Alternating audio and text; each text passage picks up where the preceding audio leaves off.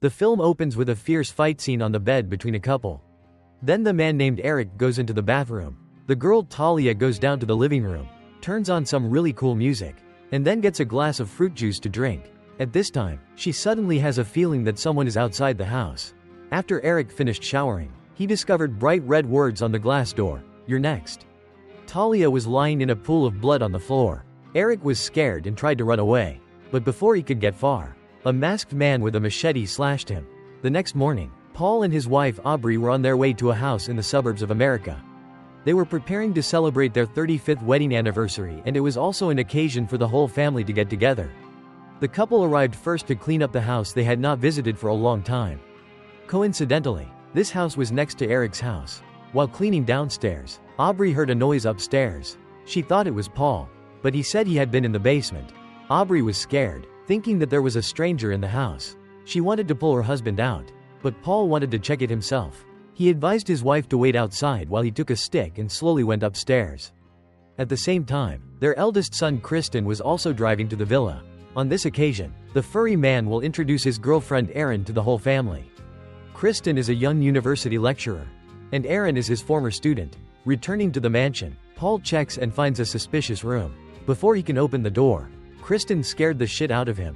The father and son happily go downstairs, but it seems that the room is really occupied. Paul reassures his wife that he has checked and there is nothing dangerous.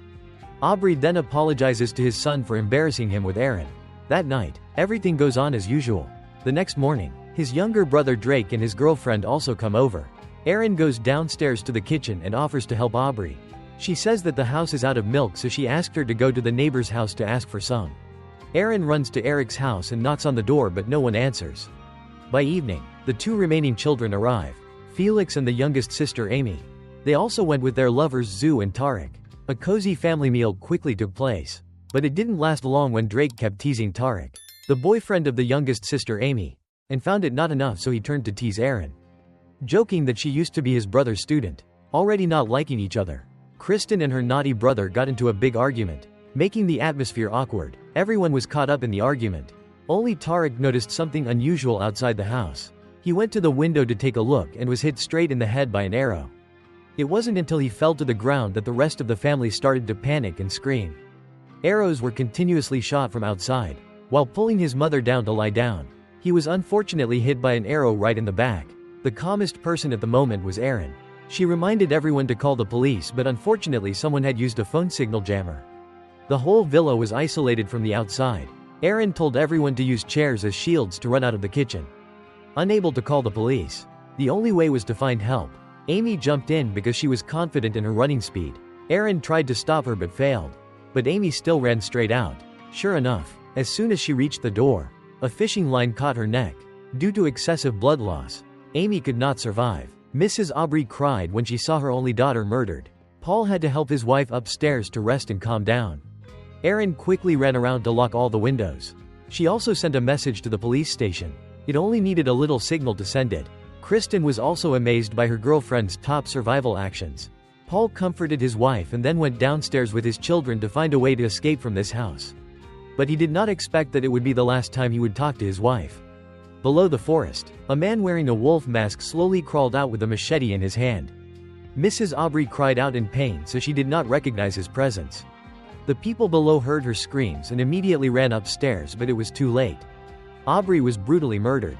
Paul saw, "You're next," on the window.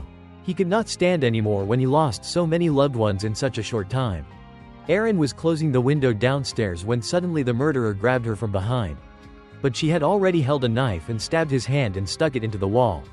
While Aaron was struggling to find a weapon, he had escaped in time. Everyone had left the room except for Kenny. She had a feeling the killer was still somewhere in there. Kenny tried to check under the bed, and unexpectedly the murderer appeared, causing Kenny to panic and run out of the house. Drake immediately chased after him, but because the arrow was still in his back, he got stuck. Although Aaron had told him not to pull the arrow out, Drake did the opposite and fainted. Kenny ran as fast as she could through Eric's house. The murderer was right behind her with a stick in his hand. Kenny saw Eric's murderer sitting on the sofa. Thinking he was still alive, she kept banging on the door for help. Then she saw the murderer's reflection through the glass. As soon as she turned around, he punched her and flew into the house. And then the murderer hit her in the head with an axe. Kristen still tried to follow the old plan, which was to run as fast and far as possible to find help. Aaron said that there might be 2 to 3 murderers and that one of them had been in the house before. Paul took the knife and went upstairs to check while Aaron went to find weapons for the others. The killer threw Kenny's knife into the window just as Aaron passed by. He stormed in and attacked the girl. But unexpectedly, Aaron kicked him between his legs. Then she didn't hesitate to pick up all her weapons and fight back. Finally, one killer died. Felix and G witnessed this scene and wonder, who was the hunter? Paul had also found the killer's hiding place in the house. The circuit breaker suddenly went off, so he had to turn the switch back on. After Kristen, it was Felix's turn to make his father jump. He was trying to show his son the room where the killer was hiding when the killer appeared from behind and cut his throat. But strangely, Felix and G didn't show any surprise or fear. It turned out that the two of them knew the murderers. Felix also told the murderer to go and finish Aaron. But when he saw his brother dead, he screamed in pain. Knowing that Aaron was hiding behind the door in the basement, he used an axe to destroy the door.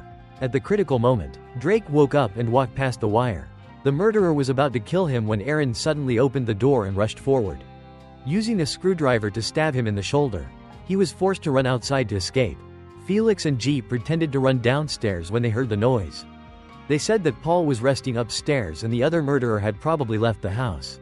Aaron and G were upstairs to make a spike trap. Meanwhile, Felix and Drake went downstairs to find more weapons for self-defense. At this time, Felix revealed that Kelly was dead, which agitated his brother. Taking advantage of the moment when Drake was not paying attention, he used a screwdriver to stab his brother repeatedly until he died. Upstairs, G asked Aaron why she was able to handle these situations so calmly.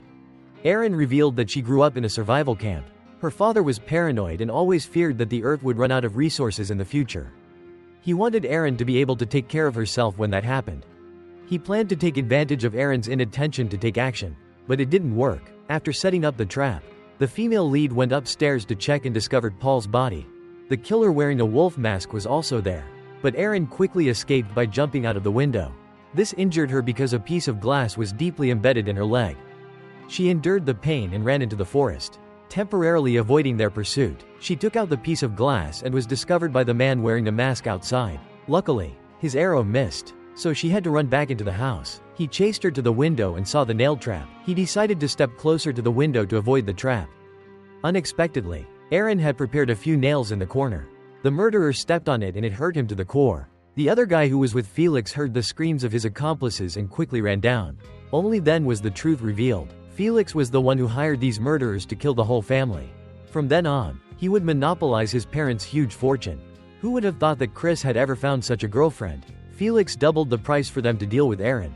However, Aaron, who was hiding in a corner, heard everything. Suddenly, her phone rang, notifying that the message had been sent successfully. Knowing that the prey was nearby, the man in the wolf mask started looking for it, but he didn't know that Aaron was already waiting. He had just pulled the curtain when he was hit by her. She quickly escaped. She pretended to run outside and then jumped back inside the house. So the other three were tricked into going deep into the forest. Only the masked man was left because he was injured in the leg. He looked through the window and saw something suspicious, so he approached. Unexpectedly, Aaron was waiting and stabbed him in the head. Then she set a trap right at the main door. The other three went around outside and didn't see Aaron. Only then did they realize they had been tricked. The wolf-masked man gave Felix a bow in case Aaron ran out. He went inside the house. Because he went through the window, he didn't fall into her trap. He saw Aaron and chased her down to the basement. The girl quickly used a piece of wood to smash all the lights so that he can't see a thing. Then she used the camera she always carried with her to set the timer to take continuous shots. As soon as she identified her target, she rushed out to attack. In the blink of an eye, the evil enemy was killed. But when she went upstairs, Felix ambushed her from outside. They were happy, thinking they had taken down Aaron. However, when they ran to see her, she had disappeared. He gave Z the bow and went outside to get the knife and turned off the phone jammer. Z went upstairs to check and was attacked by Aaron. The two girls were arguing when Felix ran up and stabbed Aaron in the shoulder. Aaron fought back by hitting him in the head with a blender, causing him to collapse. She then placed the blender on his head and plugged it in. The blade slashed at his head. Z was stabbed into the skull by Aaron with the knife on his shoulder. After all, only the female lead survived. Suddenly, Felix's phone rang. The caller was her boyfriend.